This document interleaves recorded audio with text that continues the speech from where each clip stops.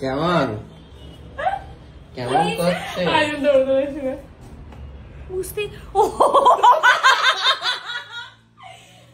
দেখি দেখি বউয়ের বাড়ি থেকে কেমন এলো জিনিসপত্র। লাফাচ্ছিস কেন ওর উপরে? তুঝে লাগে না না জারিয়া। আমার জন্য বানিয়েছে টেকনিক্যালি তো তাই।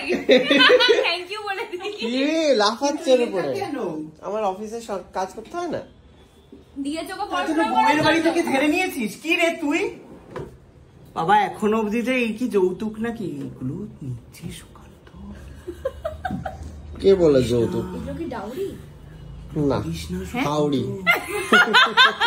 তোকে আমি এই শিখিয়ে বড় করলাম কলকাতা শহরে। হ্যাঁ সত্যি খুশি হয়েছি। বলতিস মোটা চেন মোটা গয়না সব নিতে, তো চেন নিয়ে নি কি হবে? দেখ দেখ এটা কফি টেবিল, দেখ কোথায় খাবে? ও কি পা দিয়ে তুলবে কফিটা? মাটিতে বসে খাই তো আমরা, এখানে বসে আমরা নেটফ্লিক্স দেখবো, খালি সোফা, কিন্তু তোর জন্য বেড এটাই। তো দরকার পড়বে না সোফাটা, এত বড় জিনিসটা নামিয়ে ফেলবি তুই, এখন আবার তুলতে হবে। দেখ দেখেছিস আমি একটু বসে দেখি কিরকম সোফাটা। আরাম দেখ তো ওই সোফাটার থেকে অনেক বেটার, ওই সোফাটা তো পা বেরিয়ে যায়। কোন সোফা?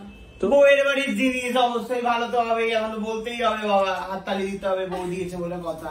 চলো বাবা কি কালে কালে যা কত দেখবো, এসব আর পাচ্ছি না আমি নিতে।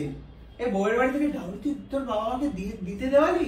সারা জীবনে ও দিয়েছে, বাড়ি থেকে নয়, ও দিয়েছে, ও কিনেছে।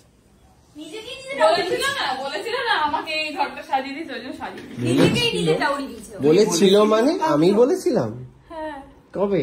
সুকান্ত এই শিখিয়েছি তোকে, এইভাবে বড় করেছি আমি, ওই তো বলতো তোকে আমি এইভাবে পল্লবীও বলে দিয়েছে আমরা দাঁত বাঁধিয়ে দিতে।